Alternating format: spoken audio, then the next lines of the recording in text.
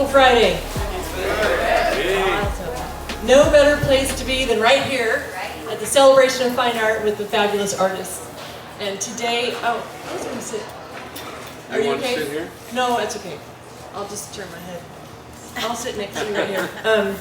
So today we have a fun panel, carefully assembled with a nice variety for heavy metal. So joining us today for our panel, your left is Ryan Schmidt, our sparkly guy, stainless steel man. And right next to him is Edmunds, who's going to be talking about her techniques, yay, and Parker McDonald. Let's go, Parker! We always like to start by having the artists tell us a little bit about themselves, who they are, where they're from, how long they've been doing the art thing. And one of the reasons I assembled this group is I like the variety of, they're all metal, but they all have very different looks and very different ways of manipulating the metal to become the art form. So just start with Ryan. We're going to have you say who you are. Tell us a little bit about you. Hi, my name's Ryan. How you doing? I'm from Arkansas. Country boy. Grew up building playgrounds. My father had a manufacturing, basically, playgrounds. We sold them and installed them. Later in the 90s, we became a rep, sell and install them, but that's kind of my background. So coming out of high school, I knew art. I studied into painting, photography, ceramics, printmaking, bronze. When I realized it doesn't hold a polish, I moved into stainless. I've kind of been focused on stainless for about 22 years now. Nice. Wonderful. My name is Emily Brooks Edmunds. I started my career in illustration, which I still do, but I've been in the arts for about 20 years, showing my work. 7 years working in metal, and I'm from, my background is from technology and marketing. So I feel like that sometimes integrates into my work with the symmetry and the balance. And steel is my focus now, and I have a natural tendency to work in real like autumn tones, and so that is what has brought to light my interest in steel. Hi, I'm Parker McDonald from Colorado. Been doing art as long as I can remember. Spent a lot of time painting, trying to find the right path. Always out in the woods and the fields, and a lot of years in the construction business, and then it all came together welding metals, different metals. And so that's what I do now. I mostly do wildlife work, welded steels, branching out into some other metals, mixing it with stainless steel, a little bit of bronze, and that's where I'm at. So I'm going to kind of bounce around here. So what I find really interesting with your work is metal is sort of a rigid, straight format, but you are able to manipulate your metals into very delicate, the birds and very delicate shapes, and you also incorporate different things, like you had the really cool flute with the birds on it. So how did you figure out that you could make this metal curve and become soft three-dimensional? Steel doesn't want to do what you want it to do. Ryan can attest to that. But you just learn over time. You just, you got to be the boss, and you got to put it in a position where it has to do what you want to do. You get it real hot. Yeah. So, and I do like to include odd bases, different kind of bases, flutes, recycled stuff. This one is just a recycled piece of stained glass that we found, and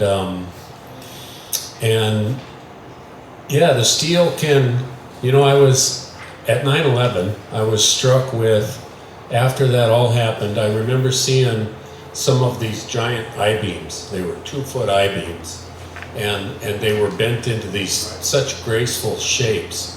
And so steel seems really, really hard, but with the right pressure, it just kind of gives and does what you say, you kind of get to master it. And that you also, do you have a love for nature and wildlife? Is that why? Yeah. just, yeah, I always have. So that those two things came together. Perfect. So Ryan, Yes. how does your work, what does it look like when you start with your raw material? Well, And how does it get to this? These pieces next to me started in clay. So I'm just working in Sculpey clay. It's oil-based. And this piece was a flat 2D sketch initially, just a doodle while I was on the phone, and maybe a year or two later I went back through my notes and found this doodle. I was like, I should turn that into a sculpture. So I just took a piece of metal, a rod, kind of shaped it, put it in this somewhat of a shape, but I wanted it to be interesting when you turn it around, not just a flat piece. So I ended up, adding a bunch of clay to it, and then now this piece was not a sketch. This was just a cumulative, just playing directly with clay and wire. So I had just kind of leaving the door open for what was going to happen when you start messing with it. So actually no vision initially with this piece. It just came about. But then, So these are cast. and these are an investment cast, like a bronze. So I make a clay, then we make a mold of the clay, use the lost wax method to basically put a shell around the wax, melt the wax out of another form, and then you're pouring in liquid metal, 3,000 degrees for stainless. So these are solid pours. And this piece took me about 5 years to make the first one. This one was about 4 years to get a whole process from start to finish. But then I also work in sheet metal, and like Mr. Parker. And it's a whole different thing. You are kind of limited to some degree how far you can stretch it and pull it without a kink or trying to get a fluid movement. So I'm taking these two flat pieces of metal, kind of tacking the inside curve together with a welder, and then putting tension inside the curve with straps and clamps, and open these forms up into a triangular form from two flat planes. And afterwards I can show you guys of my workspace. I got a couple of pieces I'm starting, so I can kind of see that in person. But these are cast, and then I do the sheet metal. So. Very good. And Emily, and oh, by the way, we have a renovated outdoor workspace for so many of our artists that sometimes can be a little noisy with what they do, and so we had to contain them. So we got containers to contain all the excitement, and so they all have some workspace out there, which is kind of fun to see. They used to go in the back parking lot, but Emily, I love the assemblage work. I mean, you're known for sort of the abstract using, not patina. Take it from there. It is essentially a patina, an oxidation. But like Ryan was saying, I start first with flat sheet metal. So my first step is to head down to the steel yard and confuse every man that works at the yard as to why I'm there. I am like one of the only girls that comes and buys metal, and it's hysterical every time. And I get a lot of compliments from the different companies I work with, and they tell me regularly, we need more women in steel. We need more women coming down here and doing what you do. So I start with flat sheet metal, and then I'm cutting and forming it. If you can see that it's layered. And so I'm using a shear, large shears to cut large pieces, small shears like this one on the table here to cut smaller pieces. And I create each piece individually and oxidize it, paint it, and work back and forth in a process that naturalizes the pieces, and then assemble them in the end. So I know I have a target idea, but I try and make them also different and unique, that the end result has a lot of movement and is very individual. Then in this piece here, the tree is left raw steel, and I paint all of the silhouette, leaving that metal raw, and then allowing that to oxidize. And in the oxidizing process, it's giving you these really natural veins that lend to looking like limbs and leaves and sunlight coming through the piece. So I essentially use the oxidation of the metal like as a part of my palette. And so it's that element that I feel like gives it this really grounded and natural appeal. So I'm essentially painting with rust. So cool. And I love that you are a woman representing all of us in the steel world. I had to go get some piece of steel. Where did I go? Industrial metal. Industrial Metals. Have you been there? Okay, so I haven't been to all of the places here, but Trevor, who is not here, was so kind to let me know that it was going to be like Christmas when I went, and so to make sure I had like extra money. Because that's, you know, like a lot of artists, they go to an art supply store, and I go to those too, obviously, and that's like Christmas for them. But when you see all of the metals and the different rods and the flat sheets and, you know, all the angle iron, it just, my mind just opens up, and you just think of all these things that you can cultivate with steel. And so that's my happy place, you know. That is so cool. And we're going to pass this around, but when I went down there, I thought I needed like a 7/8 inch something, and he goes, oh, it's 11 gauge or 10. So I learned something new, and the higher the number, the thinner the gauge. The higher the number, Correct. the thinner the pieces. So, and it's very heavy. I only bought like a 2x4 foot piece, and I was like, can you help me carry this? So, but let's pass this around because it shows a little bit of both the oxidization and the assemblage. And your machine over here, people might have to come look at it later, but it's quite fascinating.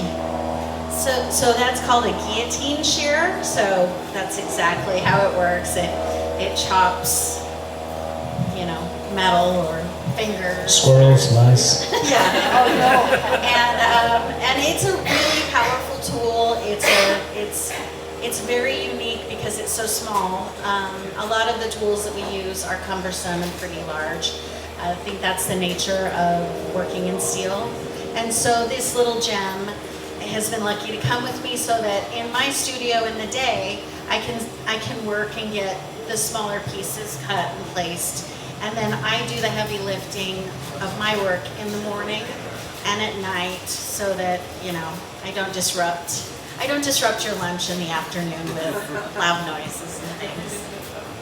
Good, thank you. So Parker, with your work, how do you get it to be rusty or different colors? So my favorite material is a weathering steel, Cort 10. A lot of you probably know that. So it's an alloy that has some nickel in it and some things like that. It's almost like a rusting stainless steel, but it's engineered to be outside and get an initial layer of rust and then not rust away. So my favorite way is just to finish them and put them outside. Yeah, sometimes if there's a show coming up, I'll use a little acid to get it kicked off sooner, but the best way is just to put it outside. Okay. Love it. And do you do cast work? I think you do. I do a little bit. So the little birds are just, they take forever to build one at a time. So I got to where I was casting some of the parts, like on the little stuff, which let me address a wider variety of price ranges. So the smaller stuff, the little birds, there's some cast parts, and then I go ahead and finish it the way I usually do. The big stuff is always just cut and hammer and weld. That's great. And you have a nice variety in the sculpture garden, including, is that a scorpion out there this year? Yeah, scorpion. Okay. And what else do you have out there that people need to see? There's a roadrunner. There's a great big lizard in a pretty interesting pose. I brought an agave century plant that's 12 feet tall. It's got an owl in it. What else is out there? Good stuff. There's a frog, stuff like that. I'm going to be interested to see who buys a scorpion. So, and do you remember when it snowed down in Florida recently? Yeah. Didn't the iguanas fall out of the trees? Oh, I did see Yeah. that. Yeah. Have you guys heard about that? They're not supposed to be cold. They can't deal with cold. They're fine when it warms up, but That's what happens when you give iguanas beer. They fall out of the trees. so But I find it interesting what inspires artists to select their subject matter, because, of all the things you can paint or draw, each artist has a different, like Emily, you are in the abstract world, but with earth tones, which gives it a real rich feeling. And then our Mr. Hollywood down there, you are all about the shiny. So contrasted to Parker, what happens to get that polish and that shine? A lot of sanding. It's kind of like auto body finishing. So I'm going to go through 80 or 100 grit sandpaper, 150, 180, 220, 320, 400, 600, 800. And then a series of buffing wheels with different rouges that are coarse to fine. But initially, what it does is it seals the metal, so to some degree it'll last that way for some time. So. Does it ever need repolishing? I would say yeah, but maybe 5 or 10 years later for refinish kind of. And tell us about some of your most intriguing projects that you've done. Well, I'd say the largest piece that I have in the yard is called Ascension. It's a 15-foot piece. It was initially built for Beverly Hills Centennial Celebration 2014. Loaned it to the city for a year, got it back, took it to Michigan, sold some work with it there off an art prize competition, and then it was in Miami for about 5 years on lease. Withstood Hurricane Irma, so it's got some battle scars from stuff flying in the air and hitting it, but that's probably the one that's traveled the most so far. And don't you have a piece of the governor's mansion? I do. It's a 8-foot scale of this suspended teardrop piece. So imagine an 8-foot teardrop, or raindrop rather, and built a 20-foot by 8-foot cantilevered arch that holds this thing over a pool of water. It's at the governor's mansion in Arkansas. And you require a lot of equipment when you do your installs. Yeah, and a lot of hands. A lot of hands, yeah. I know some people who've been on a few installs with you. I heard a story about putting something up above a fireplace. Or... Yeah. Well, some of the pieces are pretty heavy, so it's trying to carry 150 pounds up a ladder, and you need 2 people and 2 ladders, and a good footing. Yeah. And your work can be great indoors or outdoors. Absolutely. And is there one installation now that you just feel like it just represents exactly the feel you want? Or are there too many to count? Well, it's important to place them in the right situation. I just installed a smaller one of these pieces in PV, the hanging piece, and it was nice because it was in an overhang, so it's not in direct sunlight, and it's out of the weather. So I feel like that was the latest win, and there was a hook already in the ceiling, so all I had to do was hang it. How convenient. Yeah, that's great. Okay, so Emily, you started off in engineering kind of work, or what did you? I started off in illustrative work. Illustrative, okay. And I still do a bit of that. I'm a busy bee, and I can't sit still. And so most of the time you'll see me here standing up working on something. And I work in multiple mediums, which has really been, and it has given me an advantage, I feel like, as I'm working in the steel, to integrate some of those ideas that I've cultivated in other mediums. So as far as say a unique piece, I'm currently starting a piece for a collector in Park City, and it's on steel, but we are capturing the oxidation of the piece, and I will be creating a work that is supposed to capture snowfall and with a kind of a lavender influence. So I feel like together with my illustrative background and even some of the work that I've done in clay, I'm able to take my work with steel into kind of a new territory. And yeah, and so all those mediums come together in the end. And you can see that piece, I'll be working on it while I'm here and see if I've managed to pull it off. So. How much control do you have over the oxidation? I've learned over time to control it pretty well. And I have learned to stop that element and capture it. I've also learned to take that element and, like I said, use it as a paintbrush. And the way that I'm doing that, one of the things that I'm doing in my abstracts is that I go through a layering process of painting incorporating my painting, oxidizing the metal, and then using what I call a water wash to, when the oxidation is dried, then I flush my pieces and allow that particulate to integrate into the piece, and then start that process again. So all of the light layering comes together as a beautiful gradient. And it's very time consuming. You'll see me standing around just looking at it, contemplating, but mostly I'm waiting for everything to dry so that I can take the next step. So I'm watching water dry regularly, and I watch paint dry all the time. And I have to just be very patient, but as they say, good things come to those who wait. And if I take all those steps, I feel like it comes together with a unity in oxidation that is not common for that process. Very good. And what's the biggest piece you've ever done? The biggest piece is an 8 by 12, and it gets very physical because my process is very tactile, and I'm also moving the piece a lot, so it's a labor of love to move the piece around and get the effects that I want. So, you know, when I'm making very large pieces, I don't have to go to the gym. Hidden advantage, yes.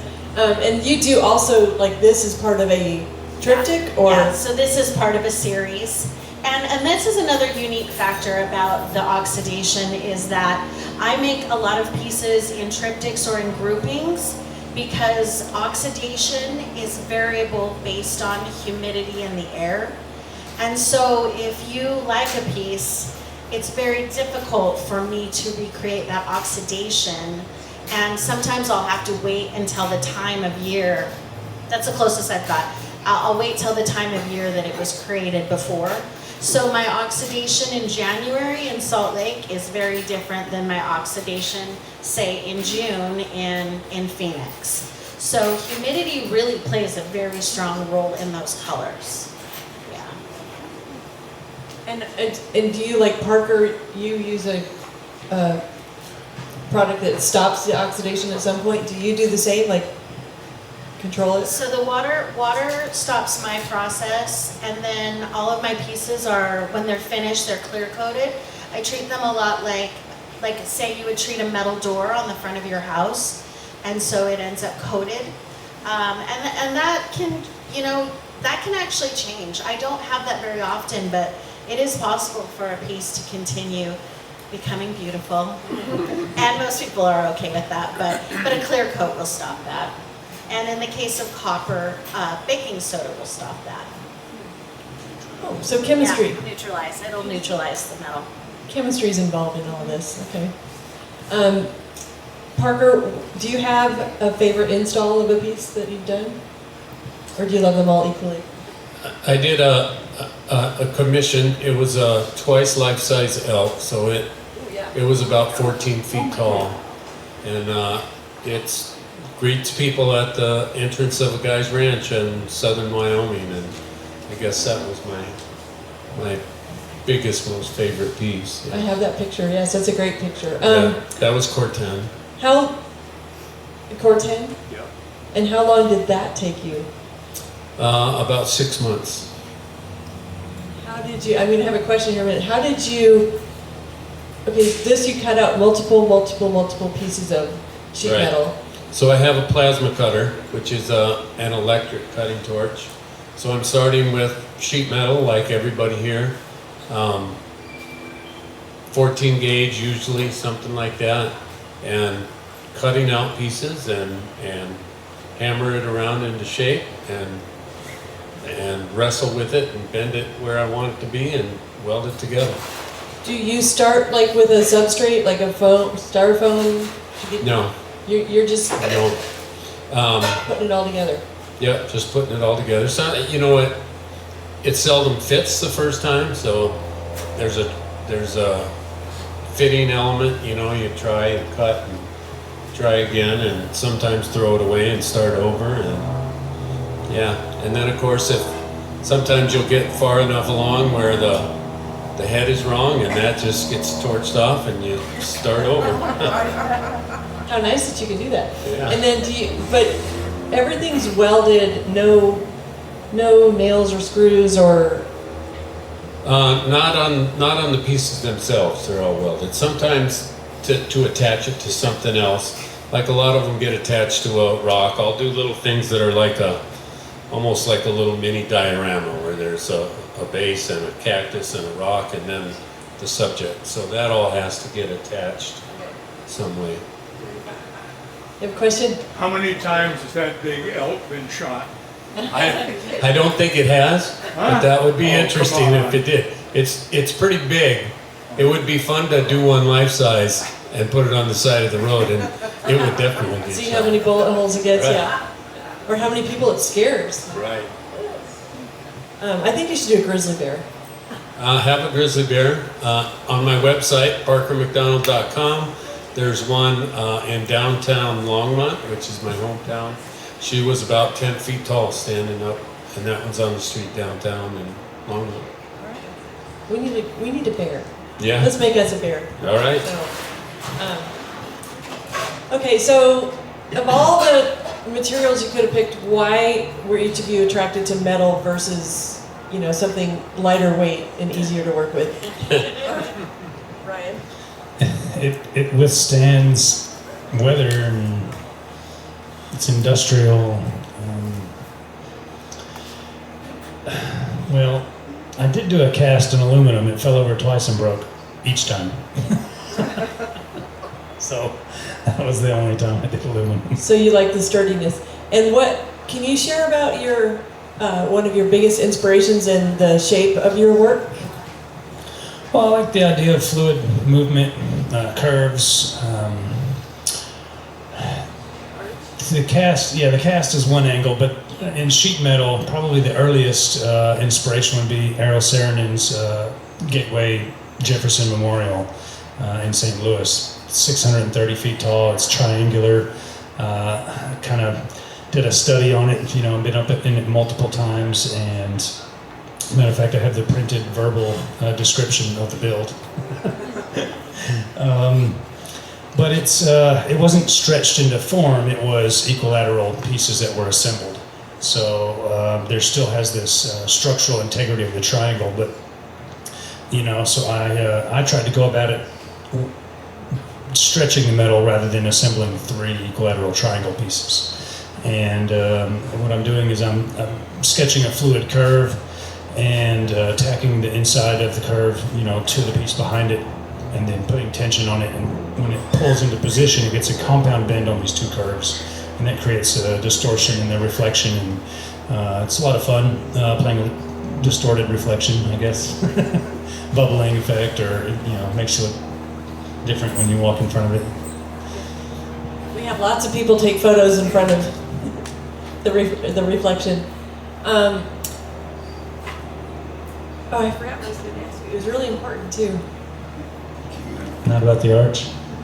The arch, what is it about the triangle structure that is so solid? Just the strength of it, really. Okay. And I know you were influenced by that, but I love that you are not tacking pieces together. You're manipulating the metal into that shape. How important is I do, heat? yeah. Well, I do try to put one complete piece on a full sheet of metal. So I'll maximize the sheet of metal, and I try not to put any seams on it, on the face. So if you look at this hanging piece here, there's 3 legs to that raindrop, and Each leg is composed of 3 pieces of metal, and each curve is one solid. Each curved piece is one flat sheet. So, if I were to put a seam in there and then stretch it, you would see it. It would bubble. It wouldn't look right. So, try to keep with the fluid movement. And then, how important is the heat, the temperature? I'm doing a brute force pull with clamps and straps, so there's not really heat involved in the stretch on these forms. If you're referring to the cast pieces, it's the 3,000 degrees. Those are hot. So, and people can come out to your end of the container world. I'm facing Hayden. Got some aluminum truss up around with some shade structure. For shade, yes. Not a stage. Although well, it is a working stage. Although you can be entertained, yes, very good. And then, what do you think people would be most surprised about? How you do what you do, and are there secrets that we need to know about? I mean, I don't really know anybody else that's stretching it like I'm doing in this particular way. So I feel like I'm pretty unique in the way I'm coming about the triangular form to stretch from flat into 3D. So Emily, what do you think people would be? I mean, what secrets besides that you have a guillotine? And if anybody misbehaves, we know where to send them. Well, I just think that most people are surprised that a woman is working in steel. I get that a lot, and I think that what they think about most is the weight. So a lot of people ask me how do you carry all of this around? How do you do this? And women are strong and we're determined. So I never give up. I very seldom ask for help, and I just use that brute force and figure it out or navigate a way to do what I need to do. So I think it's just mostly that a woman's doing it, and I don't understand that. But I guess, steel is strong, it's bold, it does kick back, and we fight, and I lose sometimes, and sometimes it loses too. And I feel like that's kind of like a woman's life. Like we have to fight a little harder.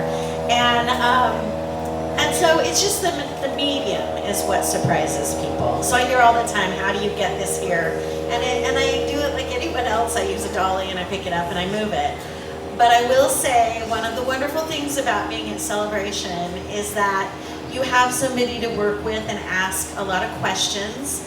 And Parker is like, he is the man for all the answers in my world, and I tell him to write it down, $1 a question or whatever, and he so patiently answers questions about tools and techniques and encourages me in ways to move my craft forward.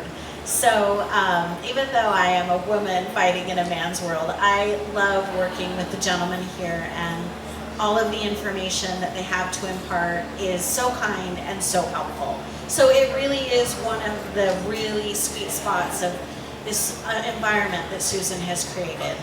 Oh, yeah.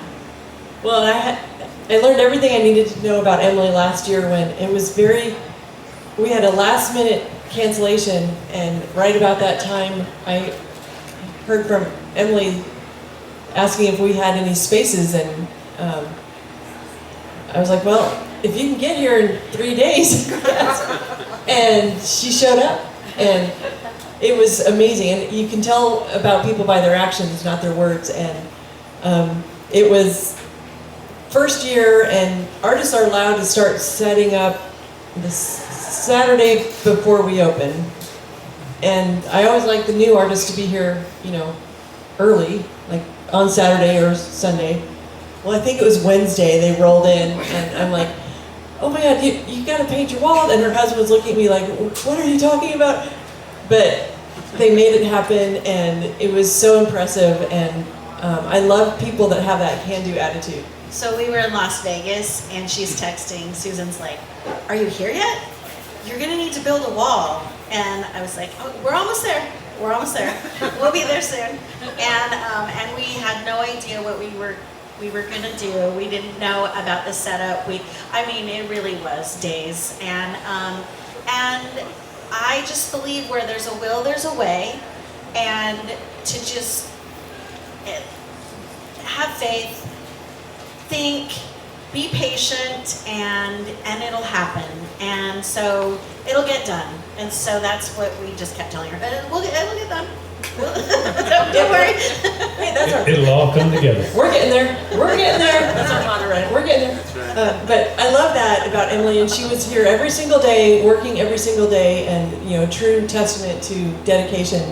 And we love that. And we did do a little dumpster diving and stuff to get some materials that year. And we talked about dumpster diving last week too. But you can find good things there many times. So, but again, it was a testament to the community here too, how many people pitched in and helped, and the way that people mentor each other around here is pretty astounding. And tell us about your experience arriving here and wondering what the heck have I gotten myself into. Yeah, what the heck have I gotten myself into? Of course, every time I've come, there's been trailer breakdowns. So 3 years straight, that just comes with it. You just learn a little bit more every time. Everybody says the community here is so great that once you get here, you're just all wrapped up, and you can do it. You feel like you can do it. Yeah, there's a lot of help here, and yeah, trailer. Every year we have at least a couple of artists. So whose axle broke, or whose hitch didn't work, or there's always something. So of course, we're hauling heavy stuff, rocks and steel, and it's pretty hard on trailers sometimes. And sometimes we're overloaded. sometimes. Sometimes. I don't know if it was the first or second year moving some stuff. And 5 flats in between here and Arkansas. And what was happening was when I would hit a large enough hole, it would crack the rim because I was overloaded. Did you get a bigger trailer after that? No. I just carried less weight. Well, here's the thing that a lot of people don't think about the life of an artist. There's a whole lot below the surface that you never think about. I mean, the road warrior aspect of hauling back and forth, and Ryan's gone like every 5 minutes. I'm like, where are you going now? Because he's going to get a truck, or you have a place in Grand Rapids, so you're bringing inventory back and forth. And there again, I think it just speaks to the dedication to the lifestyle that all of you have chosen. And you could be sitting at a desk or driving a construction truck, but you chose the art route, which is there's a lot to Quite a roller coaster. I think there's something important to say about that, though, is that artists have a special thing within them, and I feel like musicians have that as well, poets. But in the arts, it's like you have to let it out. It's there. It's nagging at us. It's pushing us to create, and so it really is healthiest and safest for all of you if you just let us make art. So we have to do it. And you'll meet an artist that maybe creates sculpture, but when they cook, they make beautiful food, or they frost a cake so beautifully, and so it comes out in a lot of ways, but it's a part of our core that we have to exercise. And that's why we're so determined to go to places where we can show you what we've created, because it really is that powerful, and it is part of our being. It's like a release, like you gotta do it. It's something that's gotta get out. And it's not always good, okay? It's not. we strive to make as much of it good as possible. This is how we learn things. Exactly. There are no mistakes. Yeah. But yeah, it's a calling, and you got. When you embrace that and know that is your purpose, you can walk through fire, right? Or create with fire. Or create with fire. I was waiting for someone to pick up on that. Thank you. Ryan's usually the one dropping the puns, but and again, I love to watch how the artists all interact with each other, and I didn't really think about it until earlier in the day. I was walking back to check with Parker and Emily to see if they were ready, and I'm walking past Trevor Swanson, who paints on metal, and Michael McRae, who now jeweler who now has started doing wall pieces with metal, very different. I'm like, wow, this is a metal department over here. And then there's Caleb, who's actually, Caleb's piece was in the promo piece. But I love that it's also different. Like just same thing with our painters. You know, you walk through and we've got many painters, but all doing something completely different, and seeing that creativity come to life is pretty exciting. Do we have questions from our wonderful audience that usually has great things? Yeah. There's one online? Yeah. Okay. There's a couple from online, but one for each of you, do you have a favorite tool? Maybe yours is the guillotine. Hold that, so you can answer the next one. Plasma cutters, welders, hammers, anvils. Yeah, big long list of. I guess I don't know if I could pick a favorite. I couldn't do it without the welder. So How many anvils do you have? 4. I think my favorite tool, I use a compressor and grind the metal, finish it. It's a method I use to make sure that like my painting is adhering. So it's just, it makes my life so easy. So I'm constantly welding like an air compressed grinder. I call it a tool. I use an overhead projector for getting my proportion for everything, and of course I'm resketching basically my sketch on flat sheet metal, but that's probably what I couldn't deal without. So you really do use overhead? Yeah, it's old school, but that's the closest thing to a computer that I use. Angle grinders, hugely versatile. I have about Metabos? 6 set up all the time. You got any Metabos? Yeah. Oh, yeah. And a drill. I have like a favorite drill, even though it's just like all the other drills. And the airport tried to tell me I can't have it the other day. And I was like, I told him, I said, I'm a metal artist. I'm not abandoning the drill. Because he was like, you should abandon the drill and then you can hop on your flight earlier. And I waited 6 hours because I wouldn't abandon my $80 drill. You should show them how it works.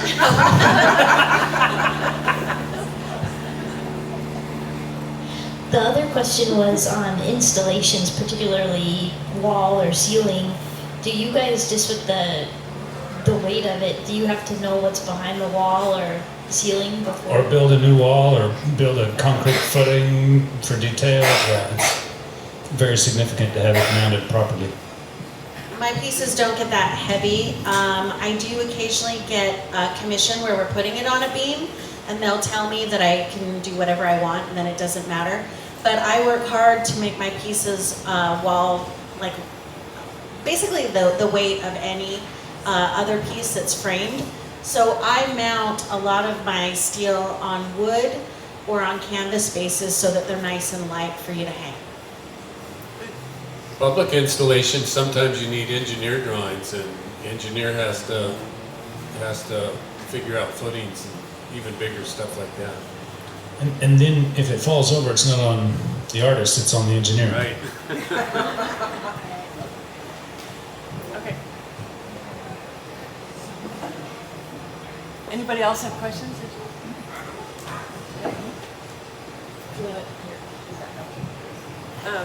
I do think, you know, tools of the trade are really important, and that's another a fun thing. Sometimes we do little posts showing different people's palettes and paintbrushes, like Trevor Swanson with his 9,000 paintbrushes that each of them have a name and get bathed every night. And it's important to take good care of your tools. And that I have a pink drill. It's little. Doug bought it for me. Yeah, so I can hang stuff in the office. But did you actually get on the airplane with the drill? I have so many airplane stories. I waited, and then I had to recheck the bag. So I waited 6 hours, then had to recheck the bag. And I felt totally justified. It was like leaving a child behind.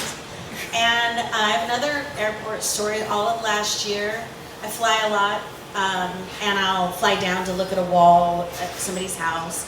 And I get stopped. I was getting stopped all the time. And I'd go off and they'd have to come over and they'd look at me sinisterly and scan my body and let me go. And it probably happened 6 or 7 times when I realized I work up until the minute I leave. And so I'll just run out and grind a piece of metal, and I'm sending just teeny little bits of steel into my clothes. Metal shavings. And I get there and they think I'm like, you know, like I'm have some weapon or something. So, yeah. It's, Or if you do epoxy and don't change your clothes from anchor epoxy and installing, mounting a piece, basically that'll set off all kinds of stuff, and then they think you're like making bombs or something. right. The perils of an artist's life, yeah. I set off alarms in airports too, but I had to go to Tijuana to pick up a sculpture from a guy that was showing it to some people. His wife was there, couldn't come to the U.S., so he's worked in San Diego, lived in Tijuana, back and forth every day. And he had brought one of my pieces to go show one of his bosses for something, and I needed it for a flight. I was getting ready to go out of the country, and I was taking it with me. I had to come back across the border with this piece, and the fact that I went down, got it, and came right back, well, it really confused Border Patrol, and they had me hemmed up for about 6 hours, 13 different interviews to get. Oh my God. When was that? That would have been 2011. Oh. I was getting ready to go to Dubai. I brought the piece and gave it to the royal family in Jordan. Wow. wow. How did that happen? Through the dentist. So my friend was Jordanian and hosted, my wife and I went with a group of our friends to Jordan, and got to see all the tourist sites, and we had some dental work done because it's an eighth of the cost there in Jordan than it is in the U.S. And so we were out there, and the dentist that my friend that was hosting us, well, is the royal family's dentist. So through the dentist, I was able to give them a piece, and by the time I made it home, I had a courier service letter from Their Majesty's Palace thanking me for their piece. So that's cool. Wow. Huh. Who knew? It's not what you know, it's who you know, I guess. Right? So I think it's just very kind of all of you to share your stories and your talent with all of us. And do you have, often we talk about asking yourself in the morning, what's the best that can happen? And at the end of the day, say, what's the best thing that happened today? Is there a best story from the celebration of fine art so far? The community mostly, and this is only year 3 for me, so I'm building some clientele, but mostly it's the people that you get to meet. And the family. Yeah, family.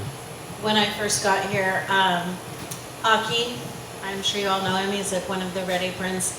He walked right up to me and he said, "Kid, the minute you walked in under this tent, you were part of a family." And I absolutely agree that is the kind of unity that we have here.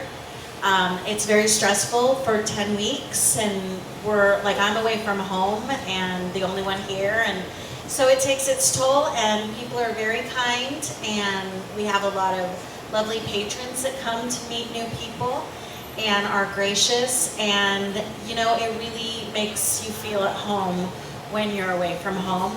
And I don't know if people realize that 10 weeks is a long time to commit to your art, and the kindnesses over that 10 weeks really help make that come together.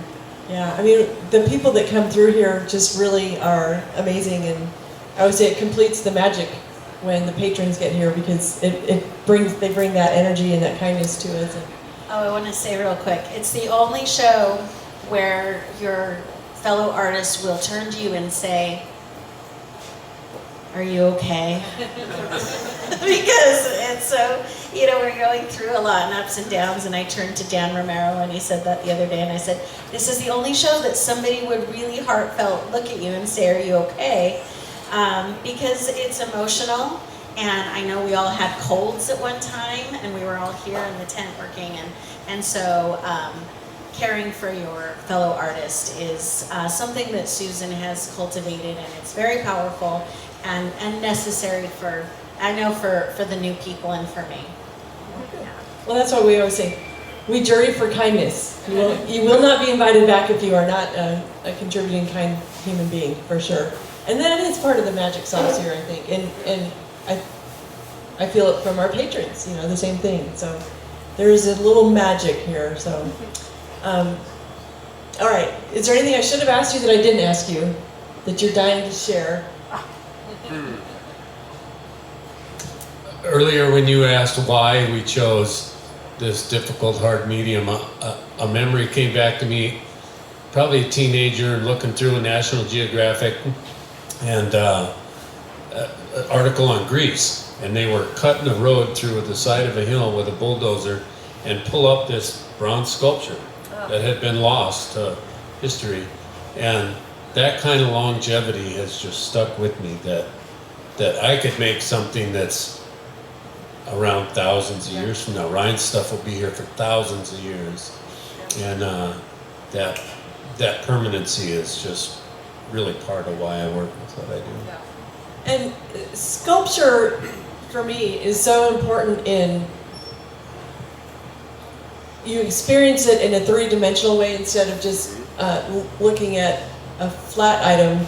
Although, interesting, last week we were talking about portraiture, and I loved what Tina Garrett said about a painter is translating a three-dimensional thing into a two-dimensional, so that both sides of that coin are very interesting to see how you get there, when you're working in 3D. But the idea, go ahead. So I think this is easier. You have to go through some mental gymnastics to take an actual object and flatten it down to 2 dimensions. I get to just build what actually is. Yeah. Easier, I think. True, and it's a way for people to experience it. When we think about public sculpture and public art around the country, around the world, it allows people to experience a place and a time and capture that feeling, and again, the permanence of it. I'm on the board with the National Sculpture Society, and it's been really exciting to learn from so many sculptors there about the history, and to see installations and how people can go and experience that, and how important that is in defining a sense of place. And I always love to be involved in the public process when they're selecting art, and we need more art in Scottsdale. We have lots of great art here, public art, but we need more. So, yeah. But, okay, any last questions for the day? You guys have been a very quiet audience. We've had some extra airplane activity flying over for the open, so we heard that. But we are so grateful to each of you for being here with us and learning from our fabulous panel today. Ryan Schmidt, who's down at the north tent at the far end, and also out in the container land. And Emily Edmunds and Parker McDonald, who are both on the south tent near the end.